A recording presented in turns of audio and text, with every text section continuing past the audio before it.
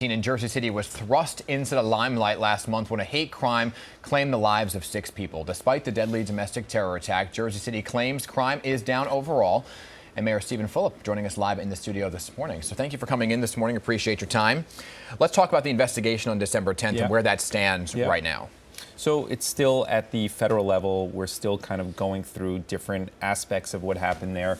I think we have a decent handle on what happened in Jersey City specifically, but now they're getting out into the different tentacles from those 2 actors. But these individuals were well thought out and well planned. Understood they had keys sewn into their underwear. What was that for? Handcuff keys.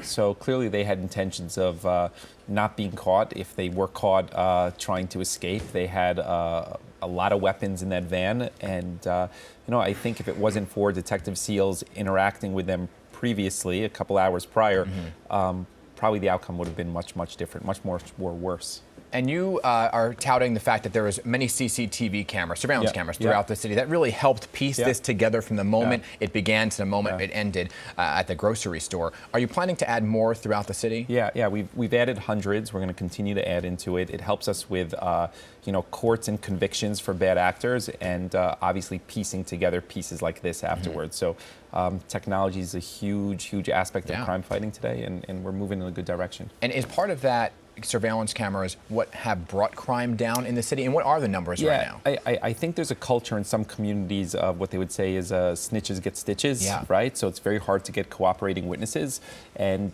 what the cameras do is it's not necessarily deterrent, but it helps us when we get to court that we have good visibility into who those actors are, and we can get the bad people off the street. So that's really where it played in over the last year to driving crime down. So homicides are down, lowest they've been in 50 years. What are you attributing that to? Good police work? Yeah, I think there's a couple things. So it's the lowest it's been in 50 years, and we had an active shooter situation. So, which really speaks to the work that the police department has done. We have better community policing, better community engagement. We've diversified the police department so it better reflects the community it serves, which has helped build better bridges within the community, better technology, and it's kind of all hands on deck, but it's working. That's the important thing. But if you had to pinpoint something that you could work on better, recently you said in an interview that communication maybe perhaps all parties could be better. Yeah, I thought maybe a gap on December 10th was how we communicated with the non-public schools that were in the area regarding the active shooter situation. So in hindsight, we need a better system to loop in those schools and the administrators, so making sure that they knew that we were in a lockdown situation and how to deal with the kids. I want to talk about the city as a whole, because we're hearing crime is down overall,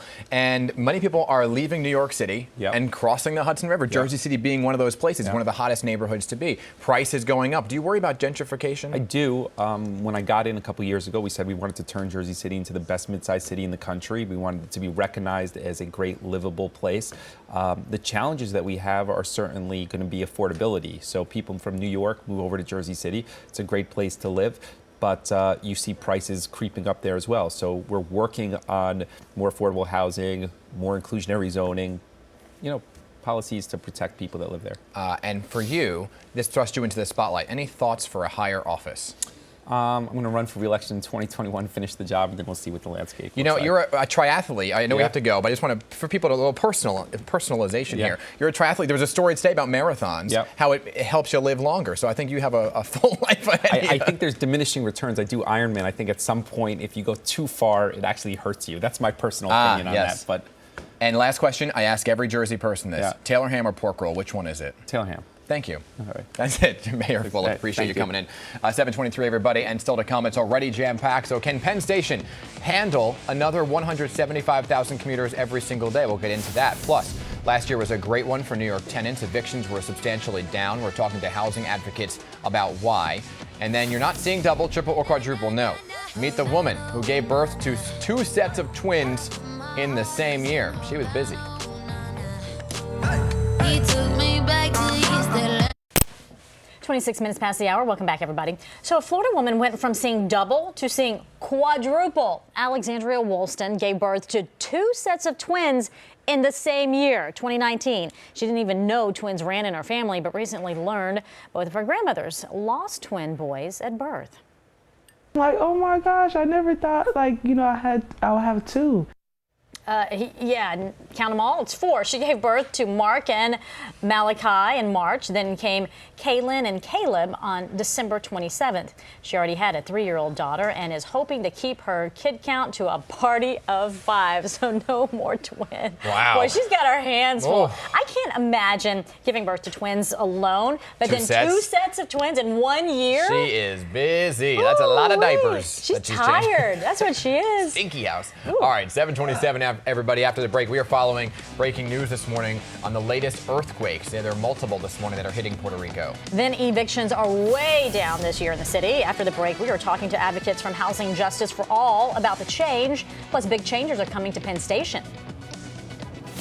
I'm Katie Corrado, live outside of Penn Station, where Governor Cuomo wants to go full speed ahead with a proposed expansion plan. The major changes he wants to bring to the transit hub. Live from 42nd and 2nd, this is New York's very own Pix 11 Morning News. All right, everybody, rolling into 7:30 right now on this very busy Tuesday morning. I'm Dan Mannarino. Hey, everybody. Good morning. I'm Betty Nguyen. We got a lot to talk about today. I mean, look at this sunshine. That is gorgeous. That is one way to wake up in one of the most beautiful places in the entire world, right here in New York City. Place. That's right. There you go, and it's a weather alert day, though, because this sunrise is going to turn to a whole host of different things. Okay, you just had to go there. Then. Well, you know, we're trying to get people out the door. That's right. We're going to inform you, Pack the folks. umbrella or something. Well, he's right, though, because, you know, it's a headache. Is it going to be bad? It could be for the commute, right, Marissa? I mean, any moisture on the roads is not good. Yeah. Yeah. And, yeah. I just think people forget how to drive. Oh, yeah. That's true. Oh, that's it. Cautiously. Every time. Yeah.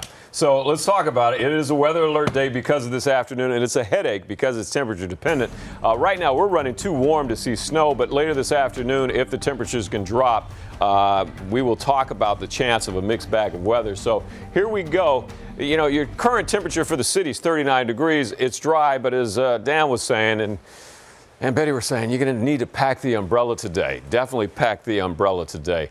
As we look at what's happening at this hour, look at this area of low pressure. It's right there, but it's going to go here. It's got to go over the ocean, and then it's going to ride up the eastern seaboard. The question is 2 things. This is why I'm saying it's a headache.